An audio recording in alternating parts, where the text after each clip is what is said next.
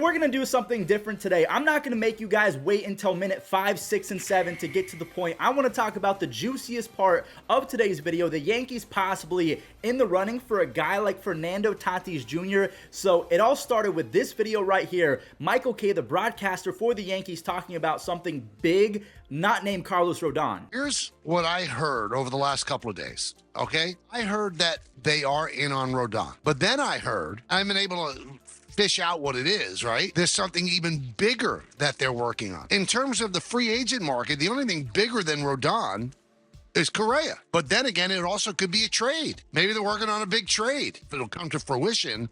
But Rodon would not be the biggest thing they're working on. Again, like Michael Kay said, if it's not Carlos Rodon, if we're talking about free agents, it's either going to be Dansby Swanson or Carlos Correa. But what if it's neither of those guys? What if it's a trade? And this is where things get a little bit spicy and dramatic. Again, I am committing the worst sin that any content creator can possibly commit, because I'm talking about the juicy stuff first, because I have to air this out, because for me, this is a lot of nonsense. Now, for some context, the clip that you're about to hear, this is a former New York Islander, a former hockey player, now works for ESPN in New York, talking about the Yankees. They're in the running for Fernando Tatis Jr. Where did this come from? I'll tell you what I heard over the weekend. This is not a crazy idea, especially with San Diego signing Bogarts and then Soto on the cusp of being paid, because you kept hearing Yankees are in on something big. I heard Tatis Jr. over the weekend. Ooh, that's interesting. With what the amount of money, it's a lot of years. It's not crazy money, man. But it's not. But a couple things. First of all, he's already got a strike against him with the PEDs. Second of all, he gets hurt a lot. There's been some injury concerns, yeah, but hopefully the shoulder stuff is taken care of. If you're worried about luxury money and you don't want to get crazy like Steve Cohen's getting, he only counts 24 against your luxury. And how long's his deal's forever, right? He is signed up and through 2034. Let me make something as crystal clear as I can possibly make it. You guys see this wonderful website, Fangraphs. Major League Baseball uses this website to determine bonuses, and if you're in the top this and that, you're going to get extra money. So we know that FWAR is pretty important. Fernando Tatis Jr. led FWAR in 2020, and then if we go to 2021, Shohei Ohtani, okay, he was doing both. He was pitching and hitting. But if we go to a sole positional player, Fernando Tatis Jr. was #1 yet again. So in back-to-back seasons, Fernando Tatis Jr. was technically the most valuable or productive player, positional player in all of Major League Baseball. Again, if we're not talking about Shohei Ohtani, you cannot trade that guy. And when I say you can't trade that guy, you legitimately cannot do that, because Fernando Tatis Jr. has a no trade clause. But if we're talking about any team that he might be willing to go to and waive that no trade clause, the Yankees, I guess, could be a destination that makes sense. Now, before I show you guys the capital that the Yankees could give away to the Padres in exchange for Tatis, I want to remind you guys what the Padres had to give up for Mr. Juan Soto. And Juan Soto, he's going to be a free agent after 2023, so the fact that Tatis he's covered for the next 12 seasons and he's only getting paid $18 million between 2023 and 2024, it's going to take more than Robert Hassel, it's going to take more than James Wood, it's going to take more than 3 or 4 of your top 10 prospects, okay? Now, we all know that Brian Cashman, the GM of the Yankees, it's not that he necessarily hates prospects. He just doesn't like playing them because he wants to trade prospects when they're at their peak value. And Anthony Volpe, Jason Dominguez, as well as Oswald Peraza, they had pretty good seasons in the minors just a year ago. So if you want to say that there could be a case Tatis for Volpe, Dominguez, Peraza, Austin Wells, if you just want to go prospect for prospect, I'm pretty sure that the Yankees have the best bet to make a Tatis trade right now. But I'm going to say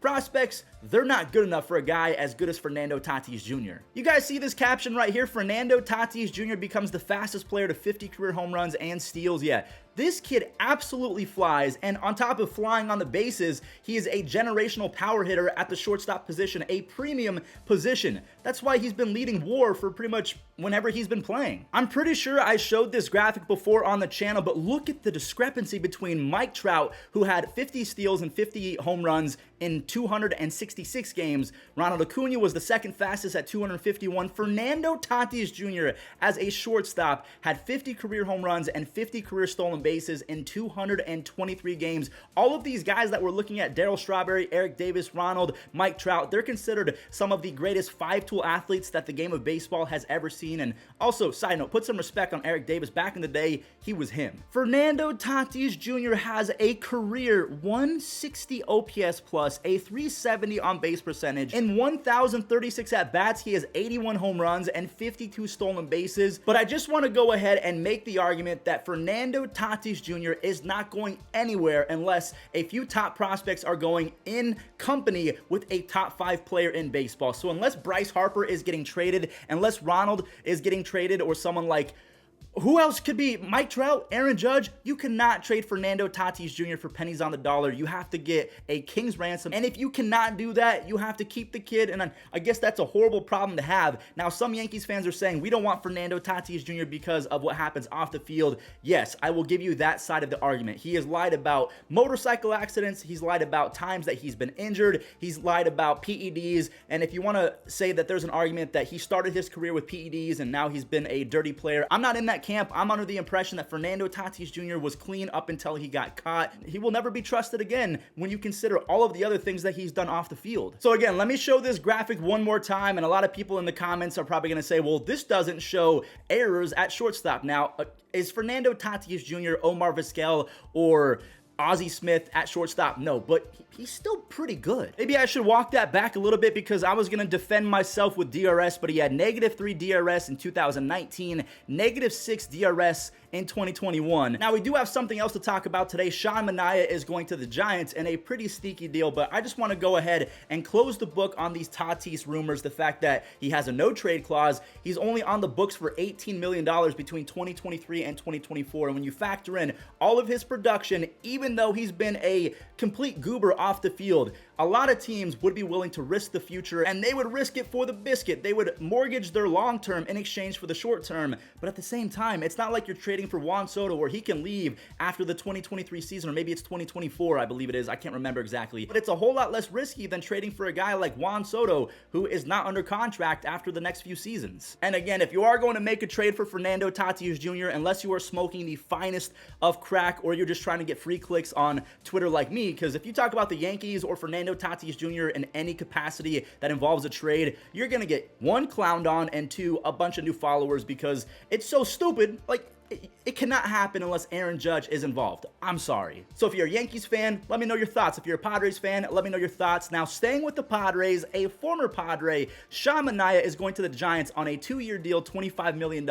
Sean Manaea is a very interesting case because before 2022, I would have said that Sean Manaea was one of the more underrated lefties in the game, but he had a near 5 ERA and a near 5 FIP in 2022, which are not good numbers. But if we go back to 2019, I know it was only 5 starts and 30 innings. He had a 1.21 ERA in 2021, so 2 seasons ago. He had 2 complete game shutouts. He had 194 strikeouts in 179 innings and a 3.66 FIP. And from 2019 to 2021, he had a combined 3.7 ERA and a 3.6 FIP. Those are really good numbers. So I'm not saying the Giants are going to be world beaters or anything like that, but are they better with Sean Manaea in that rotation with Logan Webb and the other guys? So again, if they can bring back Carlos Rodon, I really like that rotation of Cobb, Webb, Manaea, Rodon. Again, this is kind of out of order. So the Giants, they're not cooking, but at least they're doing something.